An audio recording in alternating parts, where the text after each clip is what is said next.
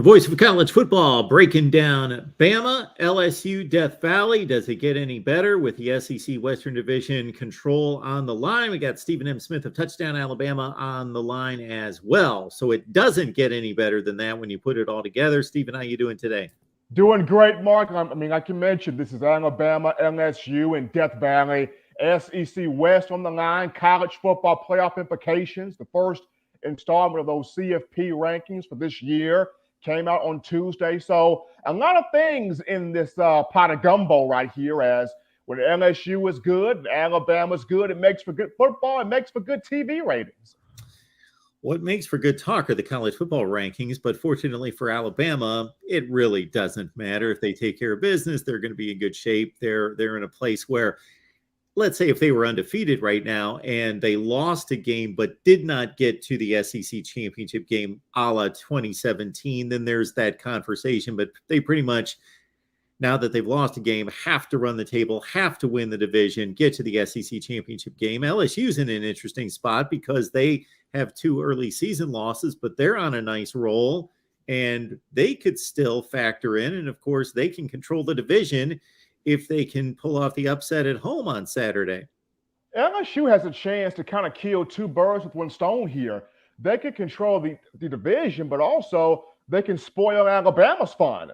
And that's kind of what Brian Kelly wants to do anyway. I mean, you look at this Coach Kelly, this is his 3rd crack at trying to, defeat Coach Saban. He had a chance, 2 chances at Notre Dame, 2012 season where they go to the BCS title game and, fall, get blasted there 41-14. And then 2020 in the CFP in the COVID shortened year, you play against Alabama in the Rose Bowl down there in Texas and you lose 31-14. So here's a 3rd crack at it for Brian Kelly, who's now at LSU with a lot of talent down there in the Bayou.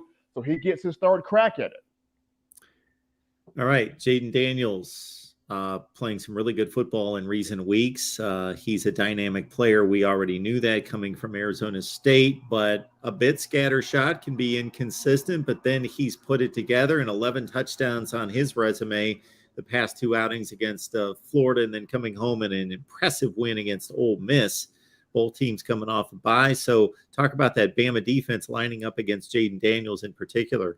Well, they're going to have to corral him. And this is a game where, Mark, we get a chance to see what did Alabama learn from the loss to Tennessee, because it did not bring enough pressure to Hendon Hooker. Several times that young man was able to sit back there in the pocket, pick Alabama's secondary apart, which is the reason why Tennessee number 1 in the CFP rankings, Hendon Hooker by most number 1 in the Heisman conversation right now. So how does Alabama learn from the loss to Tennessee? How does it go about affecting Jaden Daniels? Because he can break contain in the pocket. He loves to keep plays alive with that athleticism. And as you mentioned, Mark, he has gotten better from the early regular season loss to Florida State. Daniels has gotten better. I remember after the FSU loss, there was a lot of dysfunction in the LSU locker room. Several players were like, do we really want to be here and be coached by Brian Kelly? One of those guys was Kayshon Boutte, who scrubbed a lot of the LSU stuff from his social media. But since then, it seems like Boutte has fallen in place there with Brian Kelly. And it also seems like he and Jaden Daniels have gotten some chemistry things worked out. So that connection has gotten better. But you also got Jeray Jenkins among some other weapons there that LSU has. So the big thing for Alabama's defensive front is getting your hands up in the air, affecting the passing lanes of Jaden Daniels, knock some balls down.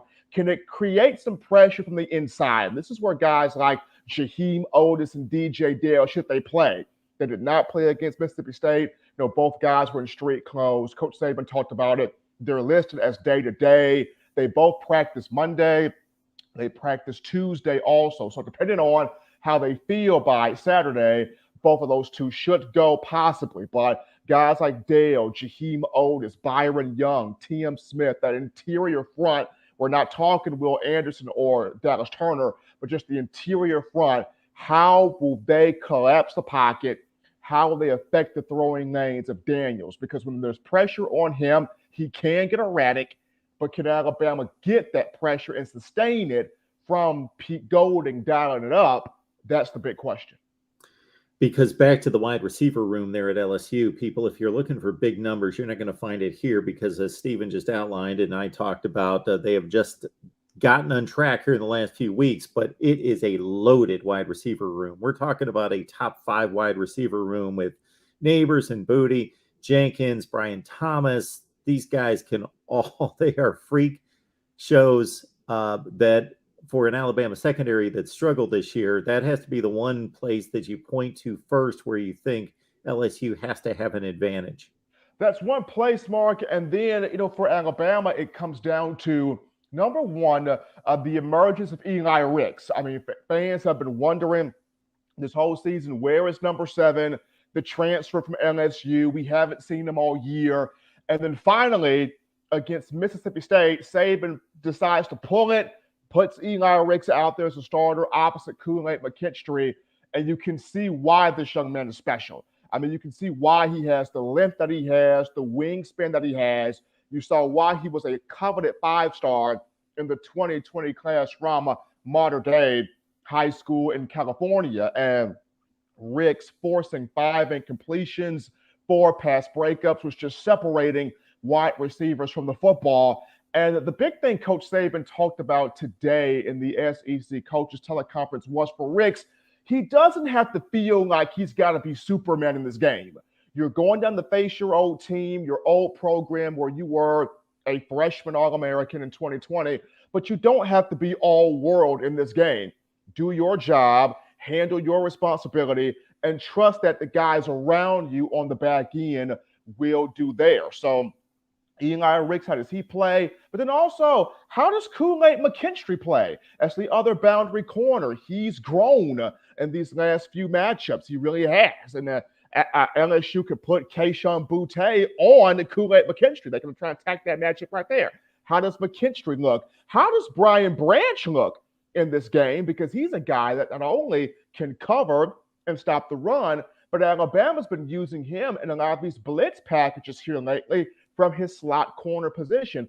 Will they choose to blitz Branch a lot? Can he get home on Jaden Daniels and creating that pressure? So you look at Ricks, you look at Kool-Aid McKinstry, you also look at Brian Branch. It's just those 3 guys in particular for me where this secondary is concerned, because after what Josh Heupel was able to draw up there with Jalen Hyatt, you kind of feel like LSU's looking at that, like, can we take something from that and maybe use that? So Branch, Ricks, Kool-Aid McKinstry, the 3 DBs I would have my eye on.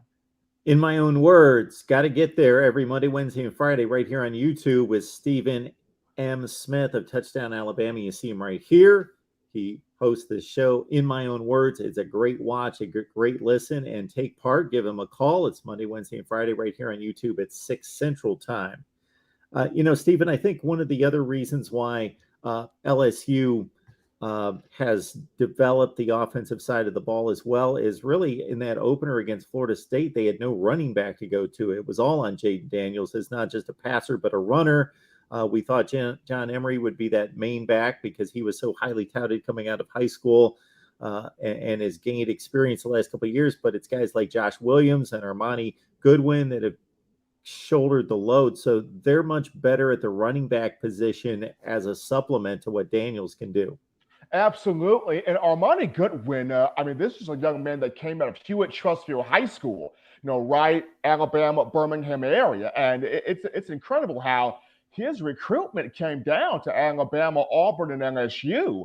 And for him to take the Tigers of LSU and what he has done this year for that program, Goodwin, you talk about the speed is there, the vision is there, the power is there, the cutback ability. He's got more contact balance than I thought he had. Does not go down with one guy. He's got moves when the ball gets into his hands. So the offensive line for LSU has definitely gotten better in blocking for him and setting the stage for him. And that has taken a lot of that pressure there off Jaden Daniels. And then, Mark, the big thing here for Alabama in this game, how do they come out of the tunnel, right? Because against Tennessee, Coach Saban talked about it. There was no chanting. There was no the mental focus wasn't quite there. Was Alabama fully prepared for that game? You could say probably not. Did the crowd noise play a big factor in shaking up Alabama? Probably so, just due to when you look at the Tennessee team that had not beaten Alabama in 15 years, there was a lot of pent up anger there, a lot of pent up aggression at Neyland Stadium, and they were kind of ready to let that out, so to speak. So here comes Death Valley, a place where Les Miles once said opponents' dreams come to die. And you go in there at 6 o'clock, it's a night game. What will be the mental focus of Alabama coming out of the tunnel, understanding that you can't lose another football game? Another loss, you're out of the CFP. Another loss, you're probably out of a New Year's Six Bowl. So, what's going to be the mental focus here for the Tide and trying to not only beat LSU, but also take the Tiger crowd out of the ball game, which it's going to be electric from kickoff. Defensively, if I had to give an X factor on that side of the ball, I mean, I would look at Brian Branch just due to all he can do defensively. He can cover, he can play the run, he can shoot the gap and create pressure to the quarterback. So that there are multiple X factors in this game. It just comes down to, are they put in a situation where they can be at their absolute best? Are they put in a situation, in a moment where they can be their absolute best on the field? Brian Branch, 6 tackles for loss, 2 sacks, coming in with 45 tackles, third on the team. I'll leave us with this one because this comes to mind as well. There are some folks out there wondering on a large scale, where's Will Anderson? Because they're not seeing the jaw dropping, eye popping statistics. But how would you evaluate Will Anderson's play this year? I evaluate it like this. Because of what he did a season ago and the jaw-dropping numbers he put up, of course, every offensive coordinator is saying, I'm not letting that guy beat me. I'm going to double team him. I'm going to use a tight end or a running back to chip. We're going to scheme away from his side. We're not letting 31 beat us. Now, of course, when you're a dominant player, you still want to find ways to affect the game. And Will, at points, has found ways to affect the game, but against Tennessee, didn't have his best showing out there on the field. He knows that, and he's going to try to elevate his game against LSU. But when you have a guy that's that dominant, but other guys are chipping on him, this is where somebody else has got to get free and take on that ownership. Whether that's Dallas Turner, you got to get free. Chris Braswell, Henry To'o, Byron Young, other guys in that defensive front. When 31 is being double teamed and triple teamed, somebody has to be able to say, I'm getting home here. They're handling the wheel. Here's my chance to eat. They're not letting Will get the fried chicken. There's extra fried chicken here for me, and I got to go out there and get that. So who is taking on that moniker of I'm going out there to get it? That's the picture. That's the focus. Fried chicken could be a possibility in the press box. Are you making the trip to Death Valley? I am making the trip, Mark, to Death Valley. Fried chicken could possibly be in there, but I wouldn't be opposed to some shrimp. I wouldn't be opposed to some beignets. I wouldn't be opposed to a little gumbo in there as well. That's what they major in down there on the bayou. Stephen M. Smith, Touchdown Alabama, Monday, Wednesday, Friday, right here on YouTube. Get there in my own words. Stephen, we always appreciate you breaking things down for us. Absolutely, Mark. You guys take care.